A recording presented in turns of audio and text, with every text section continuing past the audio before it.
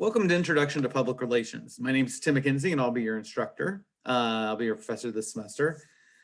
So you're taking a course in public relations, and this is kind of a big topic if you think about it. I mean, what is public relations in the first place?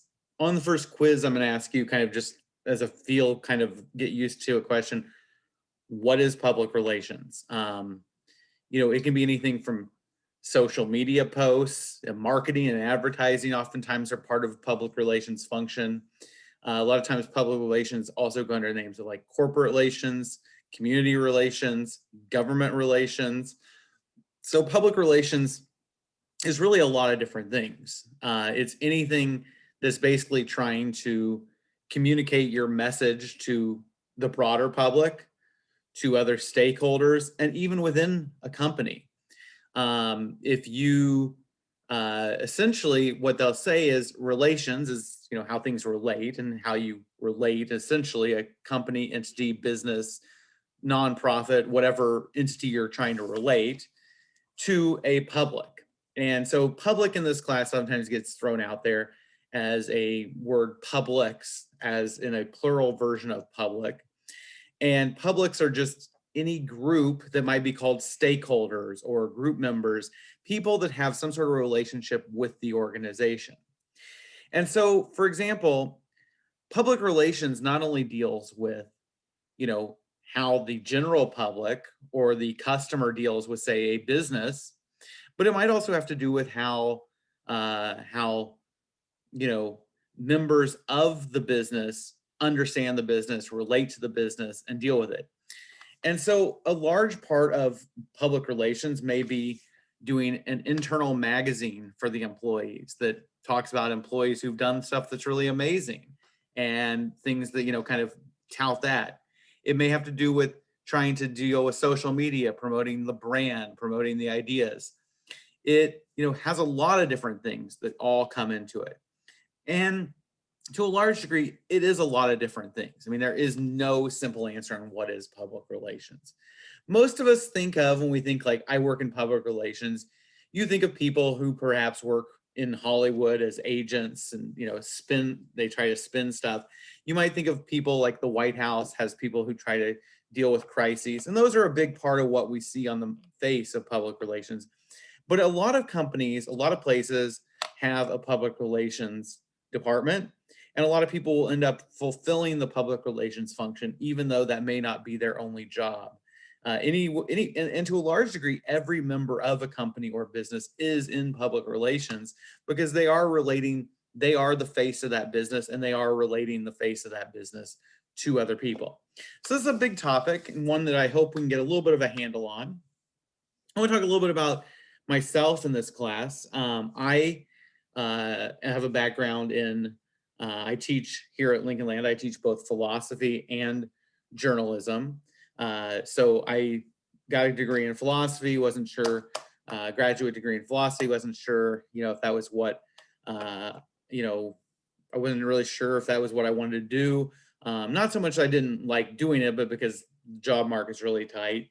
And so I thought, well, I'll do something else. I went and got a journalism degree, worked for some newspapers, and did that for a while. Now, a lot of times people in journalism end up going into public relations. Or the other side of the coin is they also deal with people in public relations a lot.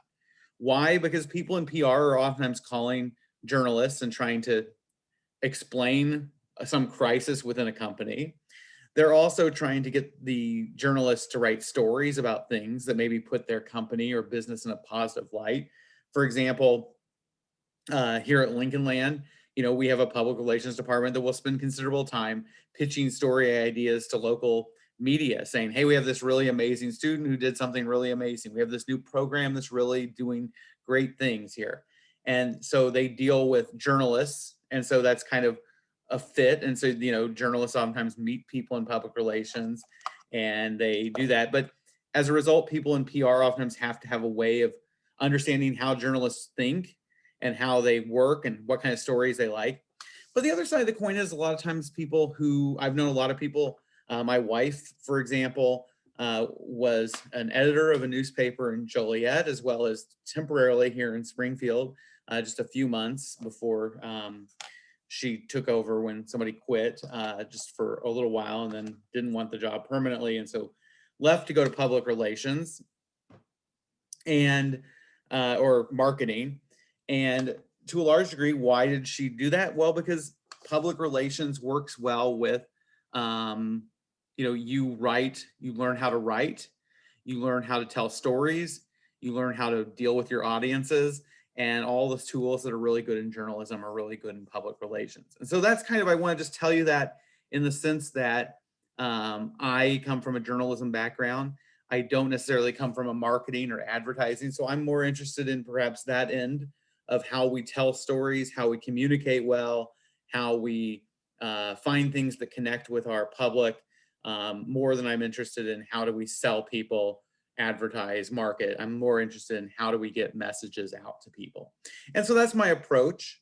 The other thing I like to do to approach this course is I also like to take a little bit more of a case approach.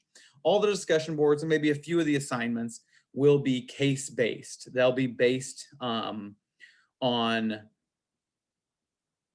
there'll be an issue perhaps with a company or a dilemma, and it'll ask you, how would you approach it? What rules would you set up? What ethics would you have for this?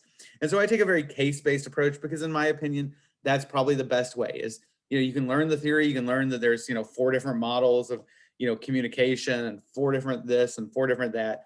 And that's all nice and good. But in the end of the day, I think you'll connect those ideas better if you see how different groups would do it and how your theory falls in when you actually approach it in a real world situation. That also works for me in philosophy. When I teach ethics, I oftentimes try to keep a very practical, I try to talk about specific cases, specific situations, because the theory of ethics isn't as important as how it applies in specific situations. So that's kind of where I approach this, and a little bit about my background I just wanted you to have.